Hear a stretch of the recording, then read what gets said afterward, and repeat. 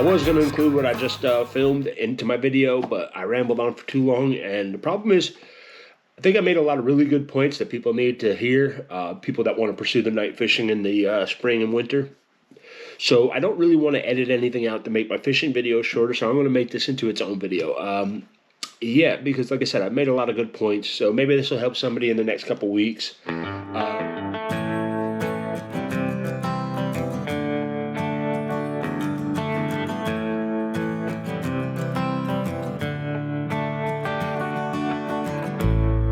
Alright folks, we're going to do things a little bit differently this time. I've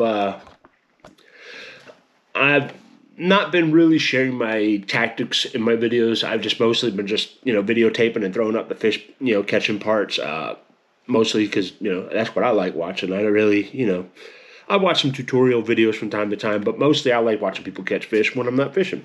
Motivates me to go fishing. But I'm going to try to include some things into this video of things that I've been doing recently and lures that I've been using.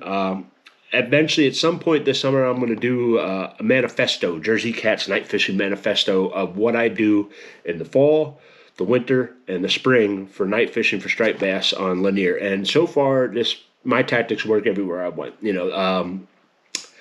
I fished multiple lakes this winter for the first time, and all of my first times at this lake, I done pretty dang good. My first night at this new lake was the best night I've had fishing in years, and then my most recent night at a new lake was the biggest fish I've caught in years. So, I think what I do works and works pretty well.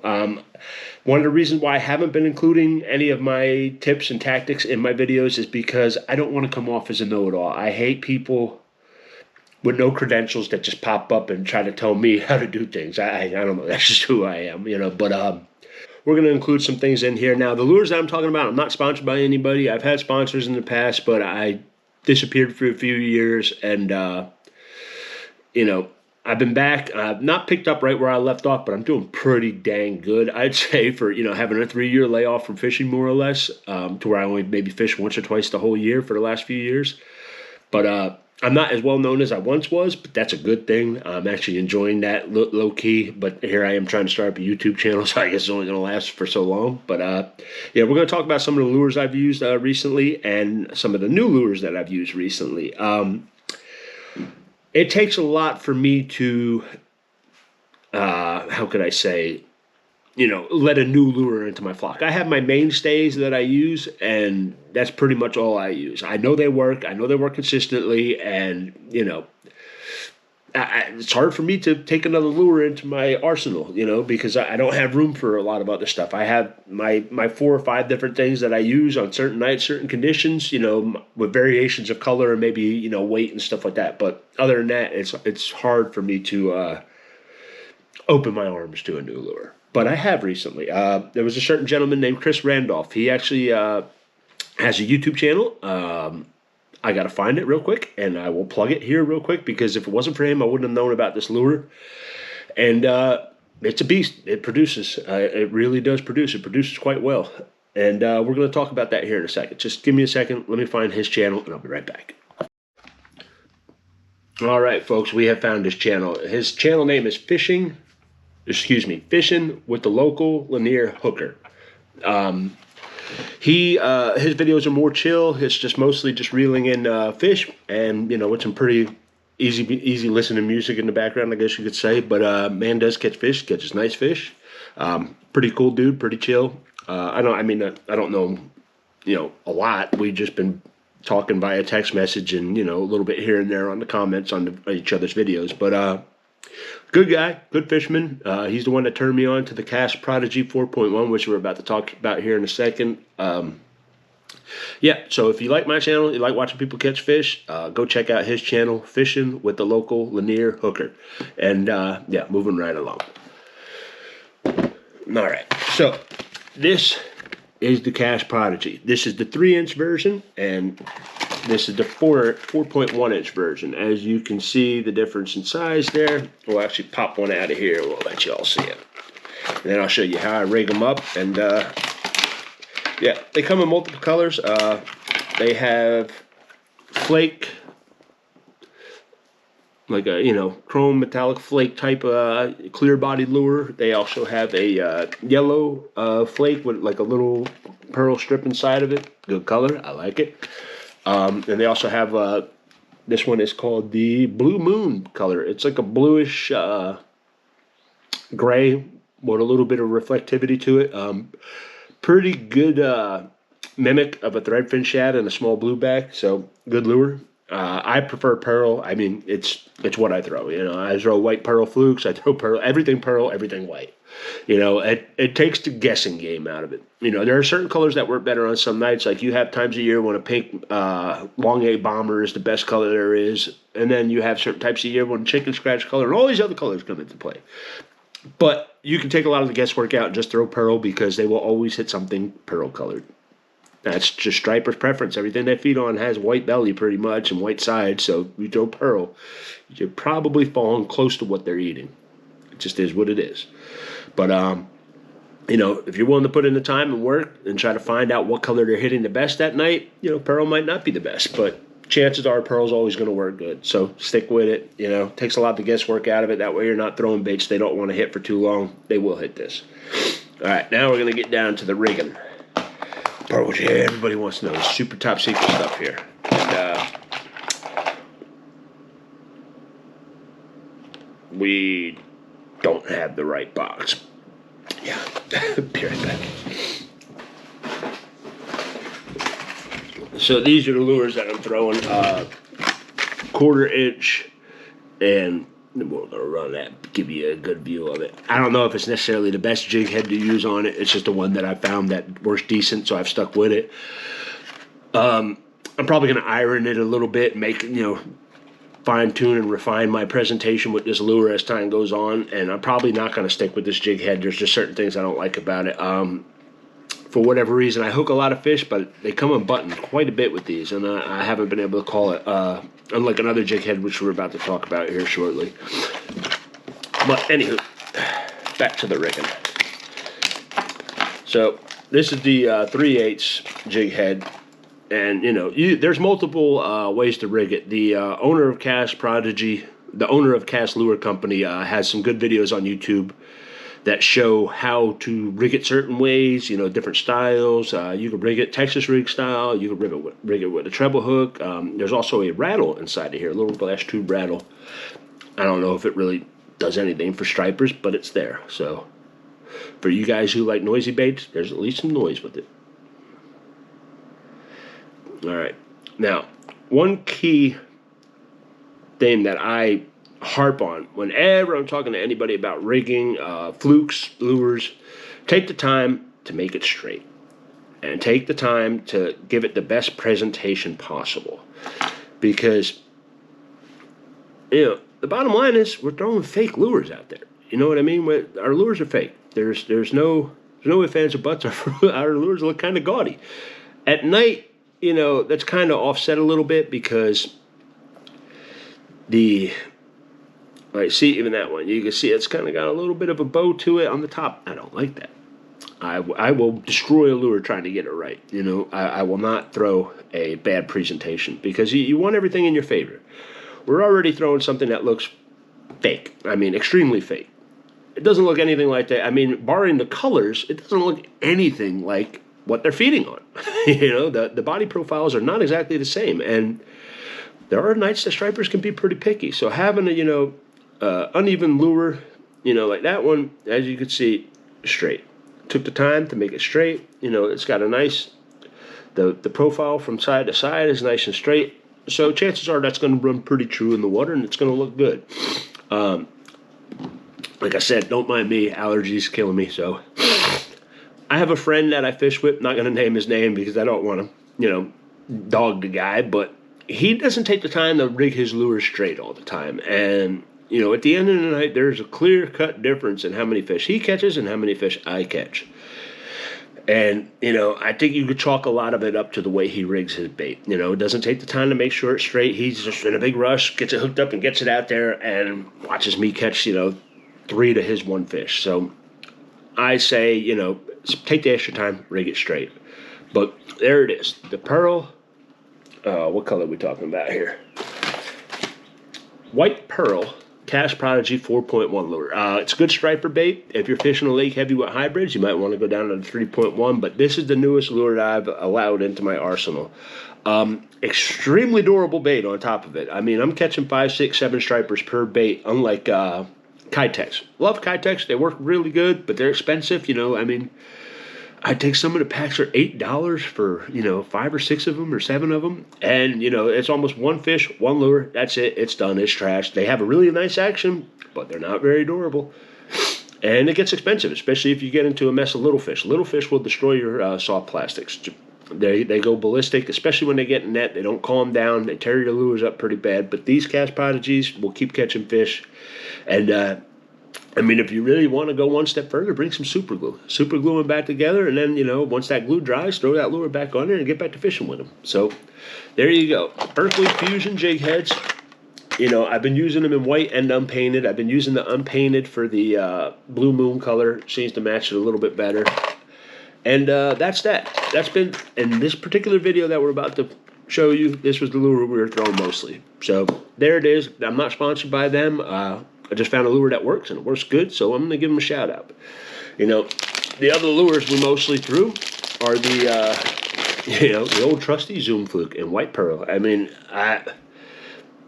all the money I've spent on Zoom Flukes, Zoom, you should give me stock in your company. And all the promotion I've given you for free, too, on all my fishing reports and blogs and everything. Now, this part you're not going to like, because the jig heads that I prefer to throw with my flukes are these. They're made by Buckeye Lures Company. They're called Fluke Jig Head. Nice arrowhead jig head. Fit really good with the bait.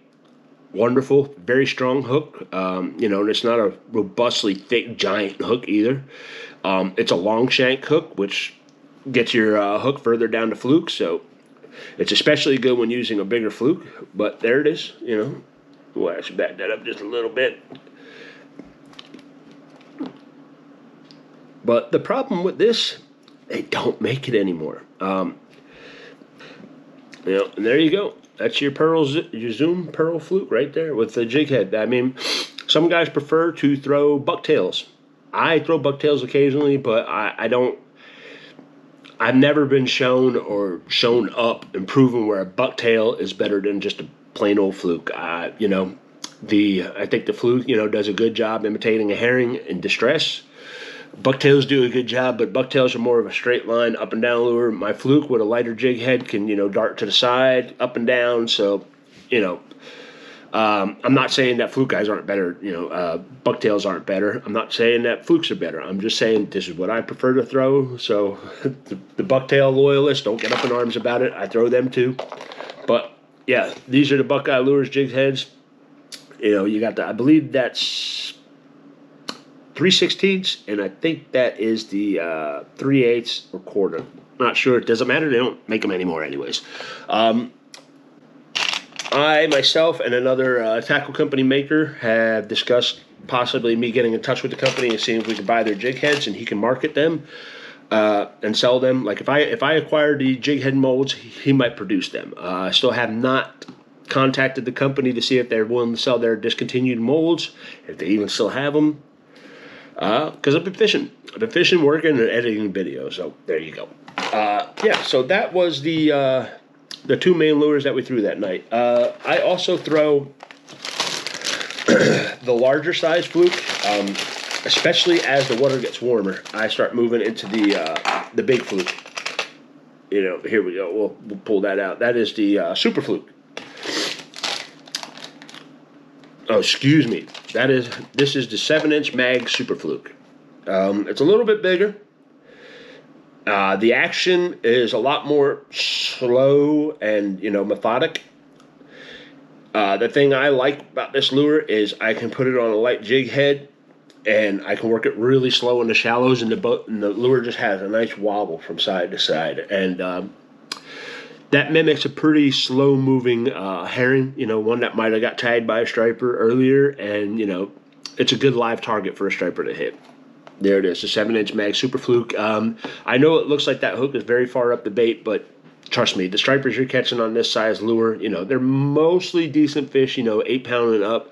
So they don't have a problem engulfing this whole bait and getting to the hook. Don't be nervous about all that unhooked area without a hook present. You know, they're gonna get it, they're gonna get a hold of it, and they're gonna get hooked. And this is a really good jig head. I have found a somewhat of a replacement. Mustad makes a similar jig hook. There it is. A lot like the Buckeye Lures fluke jig head. I've tried them. Problem is I don't remember how they work. I haven't used them in a while. But I'm going to have to get more because I'm starting to run low on my Buckeye Lures jig heads. And that can't do. I need them. They're my bread and butter jig heads. And this is the closest I've seen to them. So if you want to look, these Mustad ones, they're out there somewhere. It's Mustad or Owner. One or the other. Can't remember. Don't have the pack anymore. So sorry, guys. Wish I had better information there, but I don't. So that's it. That's the 2 lures we used tonight. It was pretty much a fluke, Cast Prodigy. Oh, one more. Hold on. And we also used the Duo Realist 100 SP. This is a 130, you know, in the ivory halo color. As you can see, it's got a beautiful chrome reflective strip on it. Awesome bait, especially on lakes with blueback herring in the spring. This bait is a monster in March. But it was the 110 millimeter size. This is 130, and I've been throwing the 100, and I don't think either one is as productive as the 110 was, but I think they discontinued the 110 color, the 110 size in the ivory halo color. Duo Realist sinking SP. It's a jerkbait, short lip, you know. I mostly just use these with a steady retrieve, as do I with this. You know, mostly a steady retrieve. You know, I might reel it in a couple feet, let it drop, a couple feet, let it drop, a couple feet, let it drop. A lot of times we're going to hit it on the fall. So, forgot to include that is the speeds. And, yeah, and mostly this lure I've been throwing under lights. I've caught some fish with it, just beating the bank in the dark. But, you know, I have other baits that I believe are, you know, better designed for that. I'm not taking anything away from this lure. But as far as casting into lights, this thing's a monster. Don't sleep on it. But this lure here, this is what I will throw to the bank in the dark. You know, if I'm working a creek arm with some sub points in it and whatnot, shallow water, this is what I'll be throwing because it's a very good herring imitator. It's got good reflection on it. So on those, you know, dark nights with just a little bit of moon or some starlight, it will pick up some color and reflect out there and draw the fish to it. Awesome lure. But I guess anything in chrome will work, you know, and that particular herring length. So don't just be like, oh, I need this lure, I need this lure. Try everything. I mean, jerkbaits are jerkbaits. There's a lot of jerkbaits. There's a lot of jerkbaits that look the same. A lot of similar colors. This jerkbait has a wider profile. I think that's what makes it a lot better than some of the thinner profiled ones. But yeah, there you go. Slow, steady retrieve. If you want, pause it from time to time. You will get bites. It's a good lure. The jigheads. The jighead pearl fluke, I mean, you can, what I call dead sticking, you just cast it out and real slow, and people always ask me, well, how slow do you go? And I always tell people, if you think you're reeling too slow, slow it down. If you're not ticking the bottom occasionally with this lure, especially in the middle of the winter, like January, February, in there when the water temperatures are still cool in the 40s, if you're not taking the bottom occasionally, you're not reeling slow enough. But, you can go to a lighter jig head in the spring when the water temperatures warm up and reel it up near the slayerfish, but still at night I don't really add a lot of action to the lure because I don't want to take it out of their line of sight, you know, because they have a harder time finding the bait at night. So steady retrieve, slow and steady. You can speed it up, slow it down. You could even add a little bit of a jig to it, but you know, the most part is you don't want it darting out of their field of view, you know, because at night I have a harder time doubling back and locating the bait again. So there you go. All right, folks, one thing that I forgot to include in the video earlier is we are upon that time of year. Actually, it goes on sporadically on and off, even as early as February. I've found fish will turn on to bombers some particular nights. We are upon the year where the herring are up on the rock starting to spawn. Some places the herring are probably well into the spawn. Some places they're just starting. So this is a really, really good tactic and really, really good lure to use. Unfortunately, they're not all created the same. Some wobble better than others at some slow speeds, and some you practically got to burn the dang thing to get it to wobble. But I prefer Usually I throw the pink, at least in North Georgia. Pink seems to work pretty good. And I try to find lures with more of a little bit of pink on the bottom, a little bit of pink on the top, but a lot of chrome reflection in the middle. Some lures have more pink that comes further down to the middle, and it doesn't have as much of the reflective strip inside of it shining outwards. So I try to look for the ones with the least amount of pink and the most amount of clear. So there you go.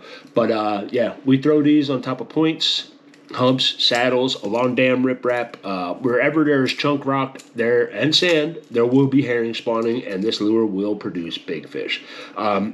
My two biggest striped bass I've ever caught have all been on this pink bomber, both on the Magnum, by the way. You'll get more bites on the regular long A bomber, but the Magnum for me has seemed to produce bigger and better fish over the years. You get less bites, but the fish tend to be bigger. And it's a little bit harder to get this thing to wobble in the water than the smaller long A's. But there you go. Bomber season is upon us. At least the peak of it is upon us. So don't sleep on the bomber. Get out there and throw it. It's the most exciting way to catch a striper. Unfortunately, it's also the easiest way to lose a lot of fish. Some nights it seems like, you know, when they're really over-aggressive and overshooting the lure, you'll hook 10 fish and get 5. You know, some nights your hookups will be a little better, and I mean, some nights you'll get 10 blow-ups and you might hook 1. I've had that happen as well. But, you know, it's Topwater. Who doesn't love Topwater? Great stuff, great stuff. But, yeah, bombers, throw them. Another thing I've been throwing lately, this has been my favorite color over the years, but I found a monster that works pretty good, but good luck finding it, unfortunately. I'll show it to y'all. So this is my bombers. You know, we have lots of different colors here. It's a double-sided box. There's bombers below, bombers up top. We got bombers, baby. It's my favorite way to catch stripers, so, you know, stands to reason I have a lot of them. But it just stinks because it's such a brief period of time in North Georgia that these things actually produce and produce well. But, where is she, bro? Here she is. This is the one that I've been doing really good with so far this spring. It's produced my biggest fish of the year. The problem is I've been looking for replacements because this is the only one I have. I can't find it. I think this was a limited run, which Bomber likes to do. That's why Bomber long A's are highly collectible in certain circles, because I guess the paint guy gets a wild hair up his, you know what, one day and decides to paint these one-off colored bombers for a day or two, and they never make them again, and they become collector's lures down the road. I've recently started taking an interest in collecting bombers, so I have some pretty one-off rare colors as it is, but these are ones that I use. But I would like to start collecting more pristine bombers as time goes on. But that's a subject for a whole different video. But back to the point. Chrome bomber, you know, and you can tell this is an actual bomber. This isn't a repro that somebody else bought and repainted, because it has the orange eyes on it, which Bomber likes to do. But this has been a really good lure on moonlit nights. The reflection, I think the moon reflecting off of it gives a really, really good herring imitator, especially for a big herring, which, you know, attract big stripers. So there you go. Bombers. Throw them. It's that time of year. Find a hump, find a point, find the rocks, throw them, catch some stripers. You'll probably catch a big one. At least most of my biggest stripers have all came on bombers, at least in the south. And with that, we're going to close this video out, and I'll see y'all later. I hope you enjoy this. It's just a brief tutorial of what I do. You know, take what you can use, you know, scrap the rest. Enjoy. It's time to go catch fish. Have a good one. And oh yeah, bombers, we got them. Do I like to throw bombers? What do you think? Yeah, I dabble. I got me some bombers there. Just a little bit, and then some SP minnows, some red fins, you know, some more red fins. Even got some big old bull shads.